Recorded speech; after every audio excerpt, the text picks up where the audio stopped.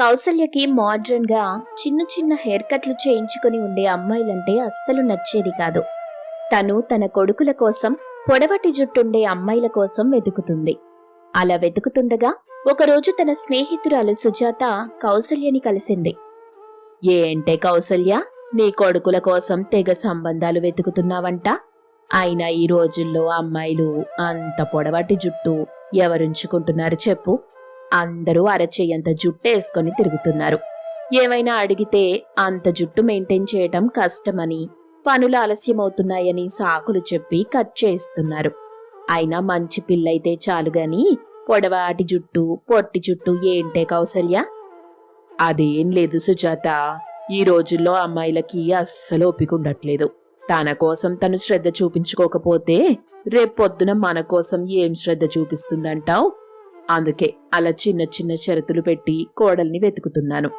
ఓపిక లేకుండా తన జుట్టునే సవరించుకోలేని అమ్మాయి ఇంటినెలా సరిదిద్దుతుంది? అయినా ఈ రోజుల్లో అమ్మాయిలకి అస్సలు ఓపిక లేకుండా పోతుంది.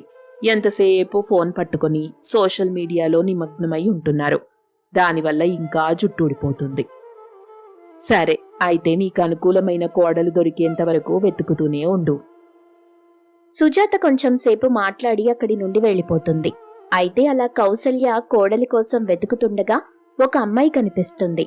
నడుం కింద వరకు తన జుట్టుంది. అది చూడగానే ఆ సంబంధం సరే అని చెప్పి తన పెద్ద కొడుకైన రాజేష్కిచ్చి వివాహం జరిపిస్తుంది. చుట్టుపక్కల వాళ్లంతా కౌసల్య ఇంటికి వచ్చి కీర్తి జుట్టు చూసి పొగుడుతుండేవాళ్లు. అందరూ వచ్చి నీ జుట్టుకి దిష్టి పెడుతున్నారు. జాగ్రత్త కోడలా, బయటికెళ్ళినప్పుడు జుట్టుని కప్పుకొని బయటికెళ్ళు, లేదంటే మడత పెట్టి పైకి ముడిపెట్టుకోమ్మా. అదేం లేదులే అత్తయ్యా, మా ఊళ్ళో అయితే దీనికన్నా ఎక్కువగానే దిష్టి పెట్టేవాళ్లు. అయినా నేనెప్పుడూ ముడివేసేదాన్ని కాదు. ఆ భగవంతుడి దయవల్ల నా జుట్టుకి ఎవ్వరి దిష్టి తగలదులేండి. ఎందుకంటే నేను మా నాన్నమ్మ తయారు చేసిన నూనె రాసుకుంటాను. పైగా కెమికల్ షాంపూల కన్నా కుంకుడుకాయ రసంతోనే తలంటుకుంటాను. సరే, నీ ఇష్టం, నీకెలా నచ్చితే అలా చెయ్యి. నీ జుట్టు నీ ఇష్టం. అలా కొద్ది రోజులు గడిచాక కౌసల్య మళ్లీ చిన్న కొడుకైన రాకేష్కు సంబంధాలు చూడ్డం మొదలెట్టింది. అలా వెతుకుతుండగా తనకి సిటీలో ఉండే ఒక అమ్మాయి సంబంధం తెలుస్తుంది. ఆ పిల్ల జుట్టు మోకాళ్ల వరకు పెరిగి ఉంటుంది. అది చూడగానే అసలేమీ ఆలోచించకుండా రాకేష్కి సంబంధం కుదిర్చి ఇంటికి తిరిగొస్తుంది కౌసల్య. అదేంటత్తయ్య గారు, ముందు ఆలోచించకుండా అంత చదువుకున్న పిల్లని ఇంటికి కోడలిగా తెస్తున్నారు? అసలేమీ అడగలేదు, ఎవ్వరికీ చెప్పలేదు, సంబంధం ఖాయం చేసుకుని ఇంటికొచ్చేశారు. తర్వాత ఏదైనా జరగరానిది జరిగితే మళ్ళీ ఇబ్బంది పడతాం కదా. ముఖ్యంగా ఇబ్బంది పడేది రాకేష్. ఇబ్బంది పడ్డానికి ఏముందమ్మా? నిన్ను కూడా నేను చూడగానే నా కోడలవుతావని నిర్ణయించుకున్నాను. ఇప్పుడు కూడా అదే పని చేశాను. అయినా తనకి చాలా పెద్ద జుట్టు ఉంది. అంటే ఓపికైన పిల్లే అయ్యుంటుంది అని మాట్లాడుతుండగా ఇంతలో సుజాత ఇంటికొచ్చింది. ఏంటి కౌసల్య, చిన్నవాడికి కూడా సంబంధం ఖాయం చేసుకుని ఇంటికొచ్చినట్టున్నావు? అమ్మాయిది పెద్ద కోడలి జుట్టు కన్నా పొడుగ్గా ఉందంట. అయితే ఇన్నాళ్ళు పెద్ద కోడల్ని చూసి మురిసిపోతుండేదానివి. ఇప్పుడు పెద్ద కోడలు కన్నా చిన్న కోడల జుట్టు పొడుగ్గా ఉందిగా, ఇంకెంత మురిసిపోతావో. చూసుకో కీర్తి, నీకన్నా పెద్ద జుట్టంట. తర్వాత నీపైనే పెత్తనం చెలాయిస్తుందేమో. ఇద్దరు కోడళ్ళు కలిపి జుట్టు పట్టుకోవడానికి బావుంటుంది. పెద్ద పెద్ద జడలు కదా. అంతేకాదు సుజాత, మన దగ్గర ఏదైతే ఉండదో వేరే వాళ్ల దగ్గర ఉందంటే కుళ్ళుకుంటాం. మన దగ్గరున్నది ఎదుటివారి దగ్గర కూడా ఉందంటే కుళ్ళుకోవడానికి ఏమీ ఉండదుగా. ఇప్పుడు నీ జుట్టు పొట్టిది, మీ కోడలి జుట్టు కూడా భుజం వరకేగా వస్తుంది. అందుకే మా కోడలి జుట్టు చూసి నువ్వు ఉడుక్కుంటూ ఉంటావు. సర్లే, సమయం దొరికితే నా మీద అనడానికి రెడీగా ఉంటావు. ఇంట్లో చాలా పనులుండిపోయాయి, నేనెళ్తున్నా అని సుజాత వెళ్ళిపోతుంది. కొద్ది రోజులు గడిచాక కౌసల్య ఒక మంచి ముహూర్తం చూసి కుసుమకు మరియు రాకేష్కు వివాహం జరిపిస్తుంది. మరుసటి రోజు కుసుమ తలస్నానం చేసి జుట్టు ఆరబెట్టుకుని వస్తుంది. ఏంటి కుసుమ, జుట్టుకేం రాశావు? అంత సువాసనొస్తుంది. సెంటు బాటిల్ ఏమైనా తల మీద పడిపోయిందా ఏంటి? అదేం లేదత్తయ్యా, నా జుట్టు నుండి ఎప్పుడూ సువాసన వస్తూ ఉంటుంది. ఎందుకంటే నేను నా జుట్టుని ఎప్పుడూ సంరక్షణ చేస్తుంటాను. మీ అబ్బాయి ఏరి పొద్దున్నుండి కనిపించట్లేదు, ఎక్కడికెళ్లారు? వాడికి పొద్దున లేచి జిమ్ముకు వెళ్లే అలవాటుంది. వచ్చేటప్పటికి బాదం వేసిన పాలు రెడీ చేస్తే అది తాగి ఆఫీస్కి రెడీ అయి వెళ్తాడు. సరే అత్తయ్య, అయితే బాదం పాలు నేను రెడీ చేస్తాను. అయినా నాకొకటి అర్థం కావట్లేదు. నీ జుట్టు అంత సాఫ్ట్గా అంత అందంగా ఎలా ఉంది? ఏదో విగ్గు పెట్టినట్టు ఇంత అందమైన జుట్టు నేనెప్పుడూ చూడలేదు. అసలు అంత అందంగా ఎలా ఉందంటావు? నాకు చిన్నప్పటి నుండి జుట్టు పెంచుకోవడం అంటే చాలా ఇష్టం. నేనిప్పటి వరకు నా జుట్టుని కత్తిరించుకోలేదు. కానీ ఒక చిన్న ఆశ అయితే ఉంది, ఏదో ఒక రోజు జుట్టు కొంచెం కత్తిరించుకోవాలని. అయినా నేను నా జుట్టుకి మంచి కాస్ట్లీ ఆయిల్ రాస్తుంటాను. షాంపూ కూడా మంచి కంపెనీది కొనుక్కొని రాస్తుంటాను. అందుకే నా జుట్టు అంత అందంగా, అంత పొడుగ్గా, అంత మెత్తగా, చూడ్డానికి 2 కళ్ళు చాలనట్టుగా ఉంటుంది. అయినా నా జుట్టుని చూస్తే నాకు చాలా గర్వంగా ఉంటుంది అత్తయ్య. కానీ కొంతమందిని చూస్తే చాలా బాధ. ఎందుకంటే భుజాల వరకు జుట్టు కత్తిరించుకొని ఉంటారు కదా. పోనీలేమ్మా, జుట్టుకి సంరక్షణ చేయటం మంచిదే. అయినా నా 2 కోడళ్ల జుట్టు మాత్రం భలే అందంగా ఉంటుంది. నా దిష్టే తగిలేటట్టుగా ఉంది. మిగిలిన వాళ్లలాగా పొట్టి పొట్టి జుట్టు కాకుండా చాలా పొడవుగా ఉంటుంది. కౌసల్య, కుసుమ జుట్టు గురించి మాట్లాడడం విని కీర్తి చిరాగ్గా మొహం పెట్టి అక్కడి నుండి వెళ్ళిపోతుంది. చుట్టుపక్కల వాళ్ళు, ఎదురింటి పొరుగింటి వాళ్ళు అందరూ కుసుమ జుట్టు గురించి మాట్లాడుతుండేవాళ్లు. ఎక్కడికెళ్లినా జుట్టుకేమేం రాస్తుంటుందో అడిగేవాళ్లు. అయితే ఇవన్నీ విన్న కీర్తికి చాలా కోపం వచ్చేది. ఒకరోజు కీర్తి కుసుమ జుట్టు కత్తిరించాలనుకుంది. అలా అయితే తనకన్నా పొట్టి జుట్టు కుసుమదవుతుందని.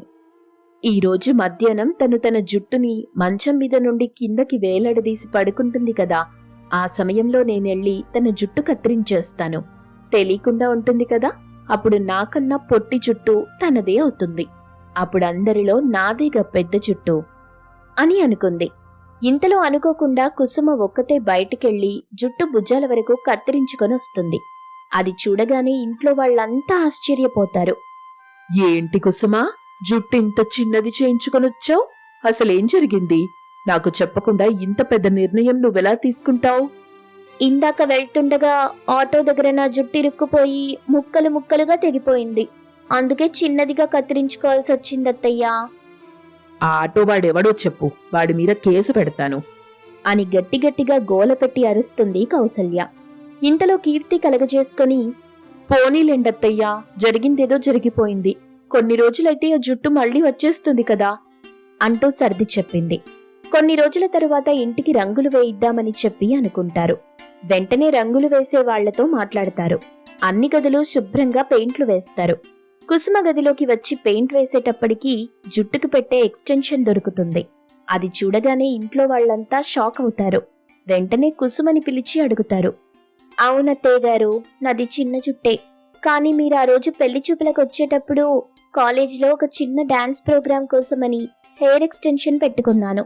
మీరా జుట్టు చూసి నిజమైన జుట్టు అనుకుని పెళ్లి ఖాయం చేసుకుని వెళ్ళిపోయారు. నాకు పెళ్లి రోజే తెలిసింది మీరు నా జుట్టుని నిజమైన జుట్టు అనుకుని ఒప్పుకున్నారని. అప్పటి నుండి ఈ ఎక్స్టెన్షన్ పెట్టుకుని తిరిగేదాన్ని. రోజు ఎక్స్టెన్షన్ పెట్టుకోవడం వల్ల తల విపరీతమైన నొప్పి వస్తుండేది. అందుకే ఆ రోజు ఆటో తగిలి జుట్టు తెగిపోయిందని, అందుకే కత్తిరించేశానని చెప్పాను. అబద్ధం చెప్పినందుకు క్షమించండి, కానీ నేను మిమ్మల్ని బాధ పెట్టాలనుకోలేదత్తయ్యా.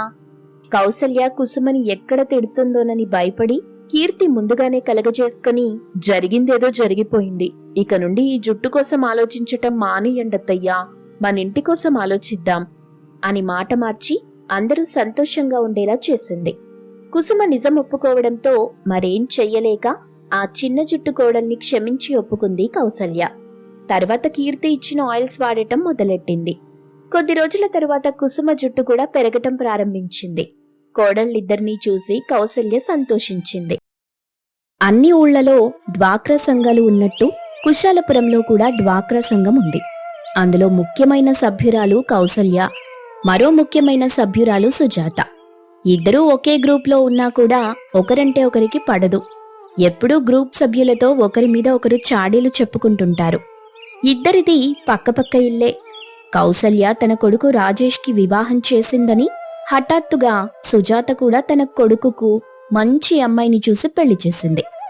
సుజాత పడిన హడావిడి వల్ల సుజాత కోడలికి పనులేమీ రావుగాని అందరికీ మించిపోయిన తెలివితేటలు మాత్రం ఉన్నాయి.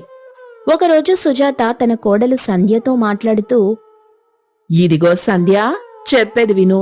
మన పక్కింట్లో కౌసల్య వాళ్ళ కోడలు ఉన్నారు కదా, చాలా తెలివైన వాళ్ళు అనుకుంటారు. కాని మనమంటే అస్సలు పడదు. నువ్వెంత జాగ్రత్తగా అంటే అంత జాగ్రత్తగా ఉండటం మంచిది. కౌసల్య చాలా తెలివిగా మన ఇంటి గుట్టు మొత్తం తెలుసుకోవాలని ఆతృతగా నీతో మాటలు కలుపుతుంది. నువ్వు మాత్రం ఇంట్లో ఏం జరిగినా ఒక్కదానికి కూడా సమాధానం ఇవ్వకు. ఇచ్చావే అనుకో, ఊరంతా మన విషయాలు చెప్పేస్తుంది. ఇంక నీకన్న వాళ్ళ విషయాలన్నీ అడిగి తెలుసుకుంటుంది. నీకు నాకు గొడవలు మొదలైపోతాయి. ఇదేదో నాకు పనికొచ్చే విషయంలాగుందే. ఆ పక్కింటావిడతో మాట్లాడి మాట కలిపి ఆ విషయాలు ఈ విషయాలు మాట్లాడి ఆవిడ దగ్గర వంటలు తీసుకోవచ్చు అని మనసులో అనుకుంది సంధ్య. అయ్యో అత్తయ్య, మీరు చెప్పిన తర్వాత కూడా నేను మాట్లాడతానా? అయినా నేను మాట్లాడినా కూడా వాళ్ళింట్లో విషయాల్ని మన ఇంటికి దేవాలనుకుంటాను గాని మన ఇంటి విషయాలన్నీ ఆవిడకెందుకు చెప్తాను? ఆవిడ ఎంత తెలివిగా ప్రవర్తించినా నేను ఆవిడ తెలివితేటలకి లొంగనులేండి అత్తయ్యా. నువ్విలాంటివన్నీ ఇక్కడ తెగ మాట్లాడుతున్నావు గాని అది నీకన్నా చాలా తెలివైంది. నువ్వు అనుకున్నట్టుగా ఏదీ జరగదు. నువ్వు ఈరోజు వచ్చావు గాని ఆవిడతో నేను 25 ఏళ్లుగా ఉంటున్నాను. నాకావిడ ఎటువంటిదో బాగా తెలుసు. అయినా నువ్వు మాట్లాడకపోయినా కూడా పెద్ద చిక్కే వచ్చి పడుతుందిలే. రేపొద్దున ఏ మీటింగు జరిగినా నా కోడలికి పొగరని, ఎవ్వరితో మాట్లాడదని అందరికీ చెప్పుకొని తిరుగుతుంది. ఒకవేళ మన ఇంటి దగ్గరికి వచ్చి తను మాట్లాడిందే అనుకో, అటువంటి సందర్భం వచ్చిందంటే మాట్లాడు, ఏం చేస్తాం అని చెప్పేసి అక్కడి నుండి వెళ్ళిపోతుంది సుజాత. కౌసల్య కోడలు మాత్రం మంచి వంటలు, మంచి కూరలు చేస్తూ ఉంటుంది. అవన్నీ తింటూ కౌసల్య మురిసిపోతూ ఉంటుంది. కీర్తి, నువ్వు ఎంత బాగా వండుతున్నావో తెలుసా? నీ చేతి వంట తింటే రోజు రోజుకు బరువు పెరిగిపోతున్నా. నీ చేతి వంట వల్ల రోజు ఎక్కువ తింటున్నా నేను. అట్లా ఏం కాదులే అత్తమ్మా, మీరేం లావుగలేరు. అవును, ఇందాకేదో మీటింగ్ ఉంది, పోవాలన్నారుగా? అయ్యో, నీ వంట ముచ్చటలబడి నేను మీటింగ్ అన్న సంగతే మర్చిపోయినా. సరే, నేను మీటింగ్కి పోయొస్తా. సుజాత మరియు కౌసల్య లేకపోవడంతో అదే అదునుగా చూసుకొని సంధ్య కీర్తిని కలవడానికి వెళ్తుంది. నమస్కారమండి, నా పేరు సంధ్య. నేను మీ పక్కింట్లోనే ఉంటున్న సుజాత వాళ్ల కోడల్ని. తెలుసు తెలుసు, మిమ్మల్ని రోజు మీ అత్తమ్మ సంధ్య సంధ్య అని పిలుస్తుంటదిగా. 1-2 సార్లు నిన్నింటి బయట కూడా చూసినా. అయితే నేను మా అత్తగారు చెప్పిన ఏ పనులు చెయ్యట్లేదని అనుకుంటున్నారా ఏంటి? నేనే పని చేసినా ఆవిడ పక్కన నిలబడి అలా అరుస్తూనే ఉంటారండి. అయ్యో, అదేం లేదు. నేనెందుకట్లా అనుకుంటా? మిమ్మల్ని పిలుస్తున్నారని అన్ననంతే. ఎప్పుడు మా అత్తమ్మ కూడా నన్ను పిలుస్తూనే ఉంటది గదా, మీకు కూడా వినిపించే ఉంటది. అయ్యో, నేనేదో సరదాగా అంటే మీరెందుకండి అంత ఫీల్ అవుతున్నారు? నేనేం అనుకోలేదండి, జస్ట్ సరదాగా మాట్లాడానంతే. మీ కిచెన్లో నుండి మంచి వాసన వస్తుంది. మీరు చాలా బాగా వంట చేస్తున్నట్టున్నారు. అవును, నేను మస్తు వంట చేస్తా. మా అత్తమ్మ కూడా ఇప్పుడెళ్లే ముందు నన్ను అదే అంటుంది. అయితే మీ వంట టేస్ట్ చేయడానికి నాకివ్వరా? తప్పకుండా ఇస్తా. ఇదిగో బాక్స్లో పెట్టిస్తున్నా, ఇంటికి తీసుకుపోయి తిను. అయినా మనిద్దరం ఒకటే వయసు వాళ్లమండి. అండి అనెందుకు పిలవటం? చక్కగా పేర్లు పెట్టి పిలుచుకుంటే సరిపోతుందిగా. నాకిక్కడెవ్వరూ ఫ్రెండ్స్ లేరు. మీరు చాలా మంచివాళ్లలాగా ఉన్నారే. నాతో ఫ్రెండ్షిప్ చేస్తారా? కంగారు పడకండి, నాతో ఏం రోజూ తిరగాల్సిన పనుండదు. ఏదో అప్పుడప్పుడు కలిసినప్పుడు ఇలా మాట్లాడితే చాలు. అయ్యో, అట్లనే మనిద్దరం ఎప్పుడు కలిసినా మంచిగా మాట్లాడుకుందాం, దాంట్లేముంది. సంధ్య ఆ బాక్స్తో కూర పట్టుకుని వాళ్ళింటికి వెళ్ళిపోతుంది. ఇంతలో సుజాత తన పనులన్నీ పూర్తి చేసుకుని ఇంటికి చేరుకుంది. అత్తయ్యగారు, మీరొచ్చే లోపల అన్ని పనులు చేసేశానండి. ఇదిగోండి, కూర కూడా వండేశాను. రండి, ఆకలేస్తుంది, ఇద్దరం కలిసి తినేద్దాము. అవును సంధ్య, చాలా ఆలస్యమైపోయింది. చాలా ఆకలిగా కూడా ఉంది. ఇద్దరం కలిసి తినేద్దాం. ఇంతకీ ఏం వంట చేశావు? వాసనకి ఇంకా ఆకలి పెరుగుతోంది అని చెప్పి చక్కగా అత్తా కోడళ్ళిద్దరూ కూర్చొని భోజనం చేస్తుంటారు. కొంచెం తిన్న వెంటనే, అబ్బా, ఎంత బాగా వండావు సంధ్య. నువ్వింత మంచిగా వంట చేస్తావని అస్సలు అనుకోలేదు. మరి ఇన్ని రోజులు వంటల నుండి దూరంగా ఎందుకెళ్తున్నావు? సరే, ఏదైతే అదైంది గాని భలే రుచిగా ఉంది కూర అవునవును, ఎంతైనా పక్కింటి పుల్లకూర రుచి వేరులే. ఏంటి ఏమంటున్నావు? నీలో నువ్వే మాట్లాడుకుంటున్నావేంటి? నేనేమీ అనలేదత్తయ్యా, మీరు పొగుడుతున్నారని చాలా సంతోషిస్తున్నాను. ఇంతలా నా వంటని ఎవ్వరూ పొగడలేదు అని మాట్లాడుకుంటూ సుజాత మరియు సంధ్య చక్కగా భోంచేసి విశ్రాంతి తీసుకుంటారు. మరుసటి రోజు సుజాత తన భర్తని మరియు కొడుకుని పనికి పంపించేశాక టీవీ పెట్టుకుని సీరియల్ చూస్తుంది. సంధ్యకి వీళ్ళిద్దరి కోసం వంట చేయమని చెప్తుంది. నిన్నైతే చాలా బాగా వంట చేసావు. ఈ రోజు కూడా ఒక మంచి వెరైటీ వంట చేయవా? నీ చేతి వంట మాటిమాటికి తినాలనిపిస్తుంది. నేను కొద్దిసేపు టీవీ చూస్తాను. ఈ మధ్య మీటింగ్ల వల్ల అస్సలు టీవీ చూడ్డమే కుదరలేదు. అత్తయ్య గారు, మీరు ప్రశాంతంగా కుర్చీలో కూర్చొని టీవీ చూడండి. నేను మీకు మంచి వెరైటీ వంట ఏదైనా చేసి పెడతాను. నేనొచ్చి పిలిచేంత వరకు టీవీ దగ్గర నుండి కదలకండి అని చెప్పి సంధ్య పెరటి ద్వారం నుండి కీర్తి వాళ్ళింటికి చేరుకుంది. అటూ ఇటూ చూడకుండా నేరుగా వంటగదిలో కీర్తి దగ్గరికి వెళ్ళింది. ఇంతకీ ఏం వండుతున్నావు? ఏంటి స్పెషలు? నిన్నెచ్చిన కూరైతే బ్రహ్మాండంగా ఉందనుకో. మా అత్తయ్య గారు ఆ కూరని ఎంత పొగిడారో. ఇదిగో నీ బాక్స్ తీసుకొచ్చాను. అవునా? నిన్న మా ఇంట్లో కూడా బావుందన్నారు. అయినా నాకు రోజు అలవాటైపోయిందిలే. రోజు పొగుడుతూనే ఉంటారు మా ఇంట్లో. మరి నీ చేతి వంట అంత బ్రహ్మాండంగా ఉంటే ఎవరైనా పొగుడతారులే. ఏంటి ఈరోజు తెగ తాలింపు పెట్టేస్తున్నావు? ఏం వండుతున్నావేంటి? నేనీరోజు బీరకాయ వెల్లుల్లి కారం చేస్తున్నా. మా అత్తమ్మకి ఈ కూరంటే మస్తు ఇష్టం. అబ్బా, మీ అత్తగారి టేస్టు నా టేస్టు ఒక్కటే. నీకు తెలుసా కీర్తి, ఇది నా ఫేవరెట్ కర్రీ. మా అమ్మ ఎప్పుడూ చేసి పెడుతుండేది. మా అమ్మ చేతి వంటని నేనెంత మిస్ అవుతున్నానో తెలుసా? వెల్లుల్లి కారం చేయటమే కాదు, ఎన్నిసార్లు ప్రయత్నించినా ఫెయిల్ అవుతూ పెళ్ళైన దగ్గర నుండి అసలు బీరకాయ వెల్లుల్లి కారం తిననే లేదు. మళ్ళీ మా అత్తగారు పర్మిషన్ ఇచ్చినప్పుడు మా అమ్మ వాళ్ళ ఇంటికెళ్ళాక అప్పుడు తినాలి. దానిలేముంది, ఇప్పుడు నేను చేస్తున్నా కదా, కొంచెం బాక్స్లో పెట్టిస్తాను. ఇంటికి పోయినాక తిను. థ్యాంక్ యూ కీర్తి, నీ అంత మంచివాళ్ళు అసలు ఎవ్వరూ ఉండరనుకో. సుజాత సంధ్యని చాలా బాగా వంట చేసిందని మళ్లీ పొగుడుతుంది. చక్కగా ఇద్దరూ కూర్చుని తింటారు. మరుసటి రోజు అందరూ కూర్చొని మాట్లాడుతుంటే అక్కడ సుజాత చాలా గొప్పగా వాళ్ల కోడలు చేసిన వంటలు ఇంకెవ్వరూ చెయ్యలేరని పొగుడుతుంది. ఇంతలో కౌసల్య కూడా మా కోడలు చేసిన వంటలు అసలెవ్వరూ చెయ్యలేరని అంటారు. ఇలా కొంతసేపు వాదించుకుంటూ ఉంటారు. అయితే సుజాత వాళ్లనింటికి భోజనానికి రమ్మని ఆహ్వానిస్తుంది. ఆ విషయం తన కోడలు సంధ్యకి చెప్తుంది. సంధ్య కంగారుపడి కీర్తి దగ్గరికెళ్తుంది. కీర్తి, రోజు నువ్విస్తున్న కూరల్ని నేను వండానని చెప్పి మా అత్తగారికి పెడుతున్నాను. ఆవిడేమో బయటికెళ్ళి నేను చాలా బాగా వంట చేస్తున్నానని అందరికీ చెప్పేసింది. వాళ్ళందర్నీ భోజనానికి కూడా రమ్మని ఆహ్వానించింది. నాకేం చెయ్యాలో అర్థం కావట్లేదు. నువ్వేదైనా దారి చూపించవా?